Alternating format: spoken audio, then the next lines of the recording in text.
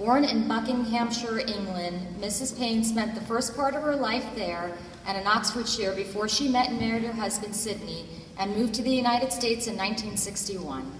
Mrs. Payne went to school at Lane Community College and the University of Oregon, taking classes in psychology and education, and after working many years for the Episcopal Diocese of Oregon, she joined the All Saints faculty in 1990 and taught religion to students for 20 years before retiring in 2010.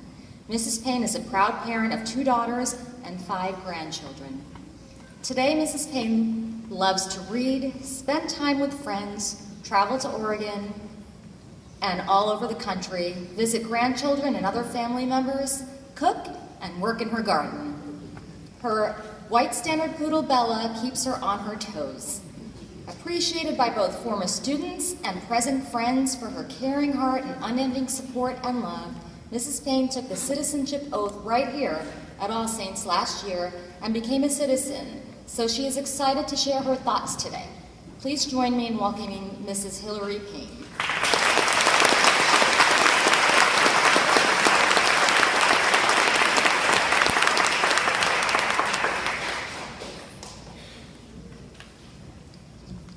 Good morning. Good morning. It's an honor to be here with you. I'm so happy to be here. Ever since I was a child growing up in England, I have been fascinated with stories. I once wrote a play for the BBC. I wrote it all in longhand. It took me all one summer, but it was rejected. Sorry. But that's okay, because now it's part of my life story. We all have a story, and each one is made up of our successes and our failures, of the decisions our parents made for us when we were growing up, and the decisions we make for ourselves every days of our lives. It is enhanced along the way by the people we surround ourselves with, including the friends that we make, the places that we live. Each person's saga involves history and geography, and it is influenced by faith and by relationships, by love and by loss. Each of you comes here today with a story that began miles away.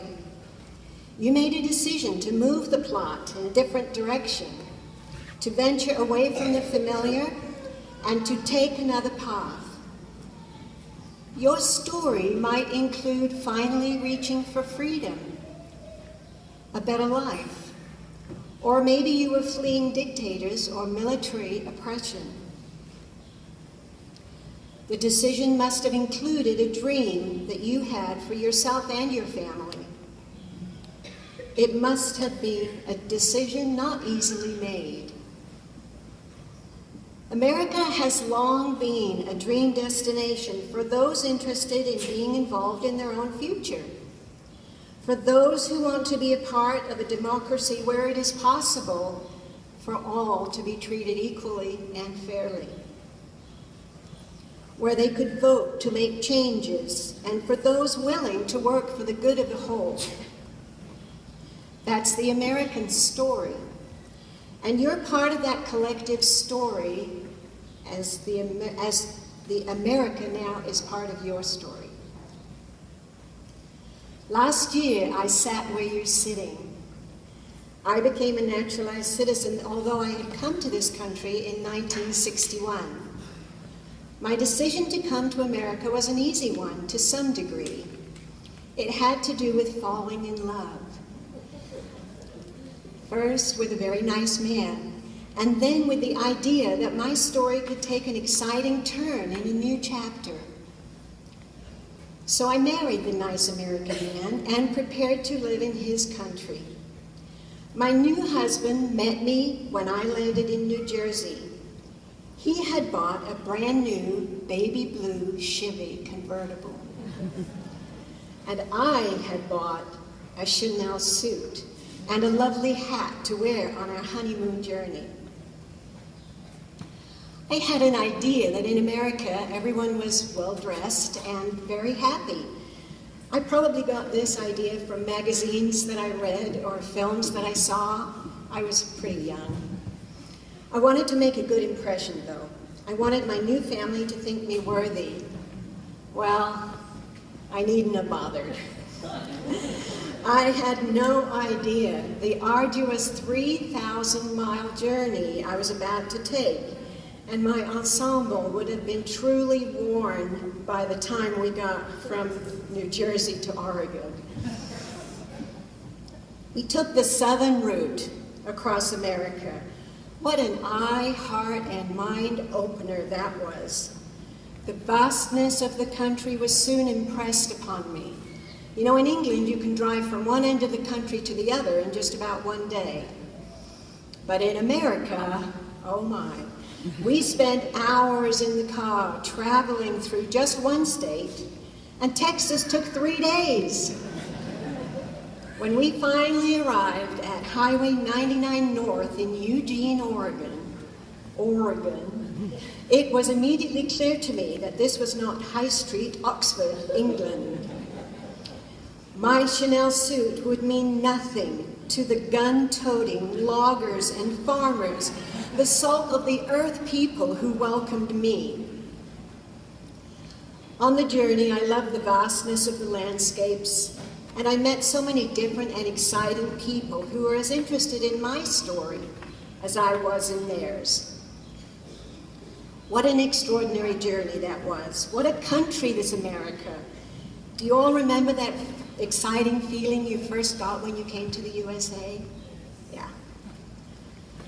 While it took us about 3 weeks to reach Oregon, the road to citizenship was much longer for me. I took classes for citizenship in 1970, but then life sort of took over.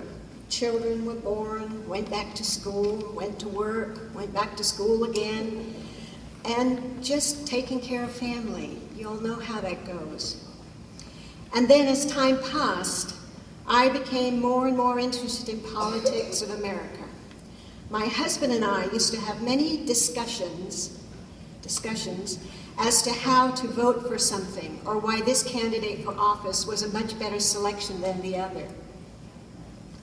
I began to think that I should be doing something about some of the issues instead of just talking about them, and to really be part of the political scene. I felt that my vote, although it was only one, could make a difference. After all, America had done so much for me. America opened doors for me which were not open to me in England, such as going back to school and teaching. America offered me great opportunities which I could only dream about in the 1950s England. So last year, when I learned about the possibility of becoming a citizen and having the ceremony here at All Saints, where I had been blessed to teach for 20 years and where I still had many friends, I began to study for the test. I studied every day and night, even taking practice quizzes in the wee hours of the morning when I couldn't sleep. I just got up and went to the computer and said, oh, gotta do this. So I was ready. Anyway, I went to my test filled with excitement, but also scared at the same time. What if America turned me down? What if they didn't want me? Well, as it turned out, I didn't really need to worry. The interviewer was very nice. She asked 6 or 8 questions, I don't remember, and then said, "You're in." My first reaction was, ask me more questions, I know more than this. But wisely, I just smiled and left the building. I need to tell you that when I put my hand over my heart that day last year to say the Pledge of Allegiance, I felt almost transported. It felt right that I had come full circle. I knew I had made the right choice to become a citizen of the United States of America. And I hoped that I could live up to the challenge. And so, as you sit here today, ready to begin yet another chapter in your story, I would ask that you do the following. First, hold on to the parts of your story that have made you who you are today, and pass on those pieces of your identity. My 2 daughters know how to take tea at 4 o'clock in the afternoon. They learned that very young, and they've now passed that on to their daughters. It's important, and they still tell the family stories. Second, treasure those parts of your story that are important, and edit and soften the parts that are too painful. My father's death when I was 10 is a part of my story that was huge when I was younger, but it has softened over time. It takes up less space now. Third, be a law-abiding citizen. Live the best life you can live. Be a citizen who votes. Be informed. Be a citizen who participates in the shaping of the government, because it's a government whose power comes from the people, all of its people. Be a citizen who is willing to serve on a jury if you're asked. Be a citizen who continues to learn about this country. Be a citizen who does his best in the place where he is planted. Be a citizen who loves America, because America needs and wants you. And last, please embrace this new and exciting chapter of your life story. It comes with many responsibilities as well as rights and privileges. So as your story now takes this exciting and wonderful new turn, I wish you good luck, and I congratulate you, my fellow citizens of the United States of America.